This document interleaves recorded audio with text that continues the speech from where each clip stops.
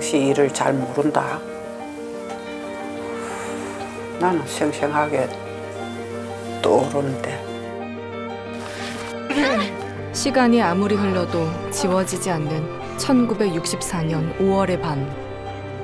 가시나 저거 못됐다. 저기 남자 해 잘랐다. 남자 병신 만들었다. 자신을 성폭행하려는 남성의 혀를 깨물었다는 이유로 유죄 선고를 받은 18살 소녀. 지금 관점에서는 그렇다면 무죄가 나왔겠죠. 이거 뭐 무죄 판결 거의 99% 이상 냈을 사례에 해당할 것 같습니다. 18살 소녀가 칠순 노인이 되는 동안 세상은 얼마나 달라졌을까. 그날 할머니에게 무슨 일이 있었던 걸까. 5월 6일 날 저녁 8시잖아요. 어두웠잖아요. 어두웠는데 지가 길을 모른다고 길을 알려 달라 하는 거야. 그날 처음 만난 남자는 옆 동네에 산다고 했습니다. 길을 이렇게 해서 가면 된다고 길을 가르쳐 주거든. 가르쳐 주고 이제 돌아서 올라가는데 내 어깨를 탁 잡고는 뒤에서 내 발을 걷었다.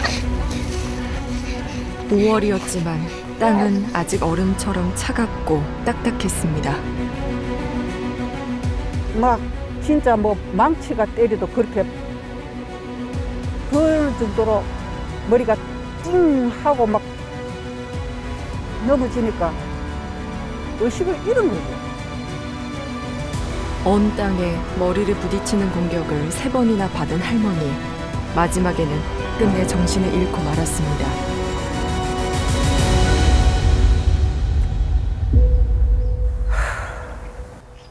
얼마나 됐는가 정신을 내가 나도 모르게 차리니까 가슴에 눌린 게 없어졌고 그래서 일어나려 하니까 입에 뭔가 있는 걸 느낌이 있어서 그 자리에서 받았죠.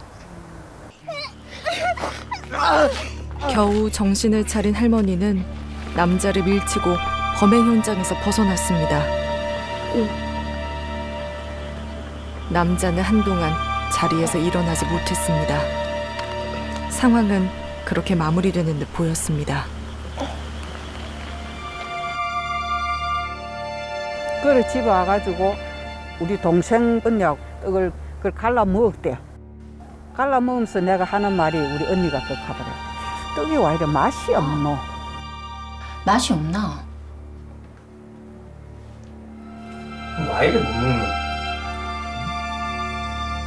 그렇게 얼마나 시간이 흘렀을까. 여보세요. 여보세요.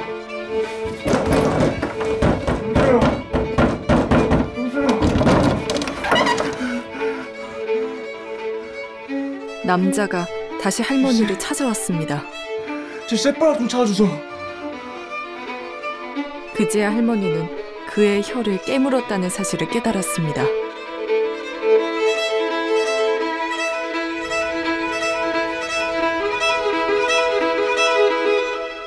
조용한 시골 마을을 발칵 뒤집어 놓은 전대미문의 혀 절단 사건에 경남 지역 전체가 들썩였습니다.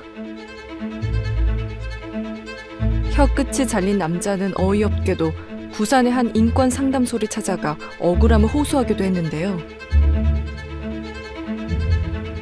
남자의 가족은 할머니 집을 찾아와 혀가 끊긴 것도 인연이니 두 사람을 결혼시켜 벙어리가 된 제 아들을 위로하자고 황당한 제안을 하기도 했습니다. 펄쩍 뛰며 반발한 할머니. 그러자 이번에는 치료비와 위자료를 내놓으려며 생떼를 부렸습니다. 결국 남자를 강간미수 혐의로 경찰에 고발한 할머니. 남자 역시 할머니를 중상해죄로 맞고소했습니다. 다행히 경찰은 할머니의 정당방위를 인정해 남자에게만 강간미수 혐의를 적용했습니다. 하지만 사건이 검찰로 넘어가면서 사건은 뜻밖의 결과를 낳고 말았습니다. 중상해죄 유죄 판결. 오히려 재판부는 피해자인 할머니가 남자의 혀를 고의로 잘랐다고 판단했는데요.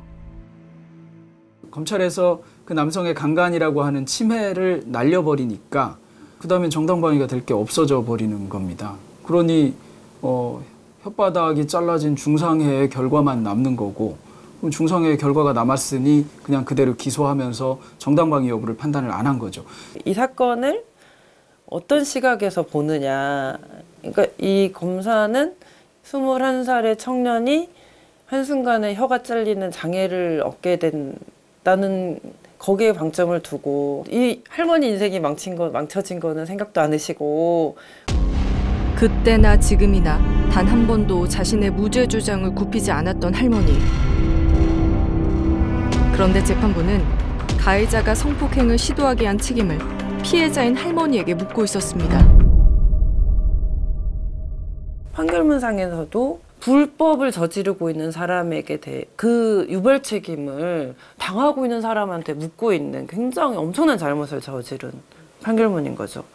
키스를 하고 싶은 충동을 일으킨 도의적 책임이 있다, 막 이런 얘기들이 막 판결문에 기재가 되어 있거든요. 강간미수가 이렇게 인정이 안 아까도 말했지만 제압이 안 됐다고 봤다니까요. 충분히 제압이 되지 않았다. 지금보다 성인지 감수성이 떨어지는 1965년 판결임을 감안한다 해도 지나치게 가해자 중심으로 기울어진 판결. 이거 있어요. 그리고 또 한 가지.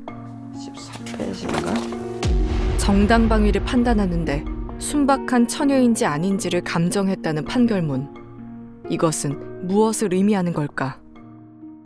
감정 결과를 근거로 정당방위인지 여부를 판단했다는 내용이 나오거든요. 그 사건 당시에 그 감정이나 이런 것들에 대한 내용들인데, 신문기사 보니까 대학병원 정신과 의사가 이제 개인적 의견임을 전제로 해가지고 어떤 의견 표명을 했다고는 하지만, 남자에 대한 본능적 그리움과 그리고 호기심, 그리고 자기를 지켜야 된다는 이런 자기방위 본능이 동시에 마음속에 떠올랐고 소용돌이 쳤을 것이다. 이거 너무나 황당하잖아요.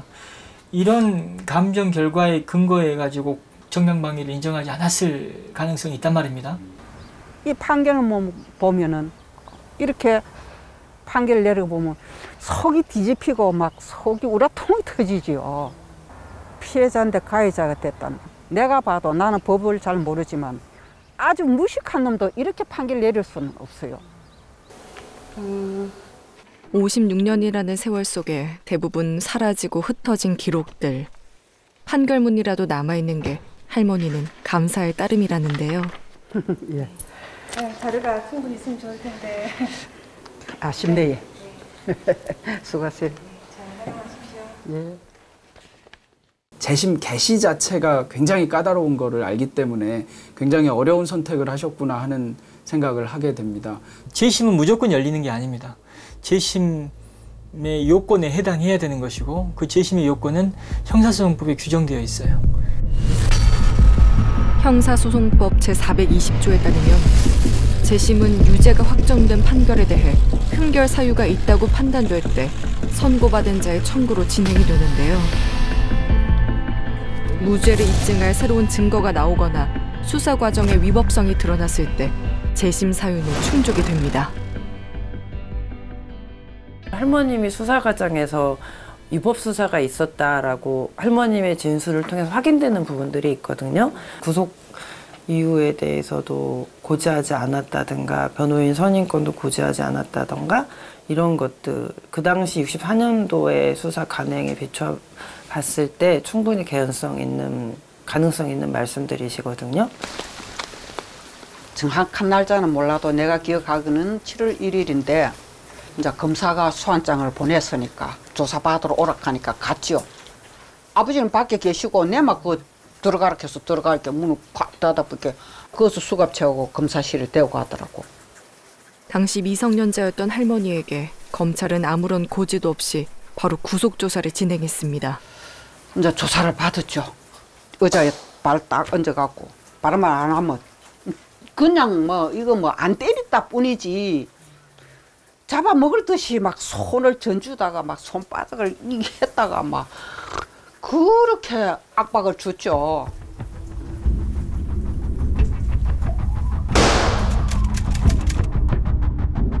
네 남자 남자친구 있나? 검찰 역시 조사 내내 협박과 결혼을 강요했습니다. 남자 병신 만들었으니까 네가 책임져야지. 책임 있잖아.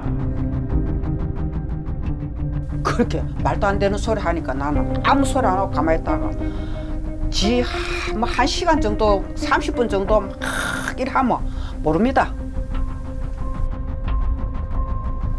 네 똑띠 말 안 하면 여기서 평생 못 나간다. 깜빵에서 평생 살래? 남자랑 성관계 해봤냐고? 바로 대로 말해라. 없습니다. 그럼 남자하고 성관계를 해봤나? 그걸 물어봤어요? 그렇죠. 물어봤죠. 변호사도 물어보고. 그런 게 한두 번이 아니에요. 그렇게 오늘 또 이제 조사를 받을 때 그걸 어떻게 그 시간을 넣구나. 그걸 생각하면 아침에 밥이고 무엇이고 생각도 못 하고 또 조사를 받고 교도소 가가 그날 저녁에는 파죽음이 되죠. 밥이고 무엇이고. 그 당한 걸 생각하면 막 생각할수록 억울하니까 그걸 어떻게 표출하지도 못하고 말할 때도 없고 그 어린 게 지금 생각해도 참 어떻게 그걸 견뎠는지 참. 아침부터 비가 쏟아지는 날. 재심에 관한 법원의 의중을 읽을 수 있는 재심 의견서가 도착했다는 연락을 받고 할머니가 다시 법원을 찾았습니다.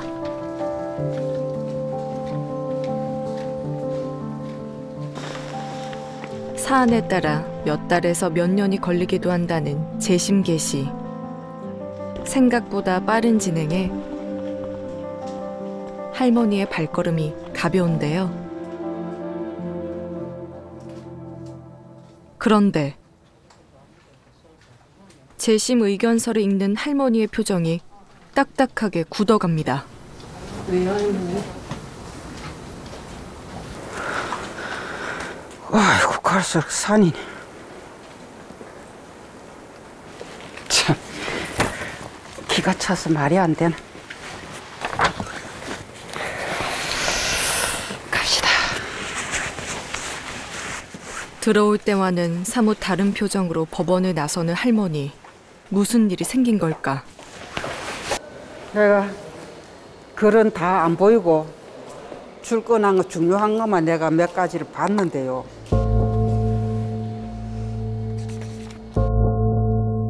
재심 사유에 해당하는 명백한 증거가 새로 발견됐다고 볼 수 없어 재심 개시 사유로 보기 어렵다는 법원의 의견서. 수사 과정의 위법성 역시 마찬가지 이유를 들었습니다. 정말로 이 글 자체도 나는 쳐다보기 싫어요. 왜? 판결문만 봐도 시살문 얼라도 다 판단하는 잘못이 나와가 분명한데 정의가 없고 법하고 관련이 없고 저거 멋대로 해석해서 저거 멋대로 이거 기재해놓은 거를 내가 읽어볼 이유가 없잖아요. 예? 나 이 글도 보기 싫어. 그만합시다. 나 이제 열불이 나서 더 하기 싫어요.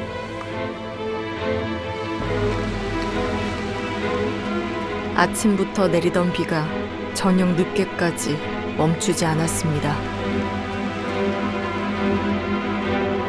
할머니의 뒷모습이 검찰 조사를 받고 돌아가던 56년 전 그때처럼 절망으로 무너져 내렸습니다. 여성들 이 피해자들 2중 3중 피해가 없도록 자기가 아픔을 얘기할 수 있게끔 꼭 바꿔야 된다는 거, 꼭 변해야 된다는 걸 얘기하고 싶어요. 피해자는 법의 보호를 받고 가해자는 마땅한 죗값을 치르는 정의가 살아있는 대한민국을 만드는데 조금이라도 도움이 될 수 있다면 1인 시위라도 마다하지 않겠다는 할머니.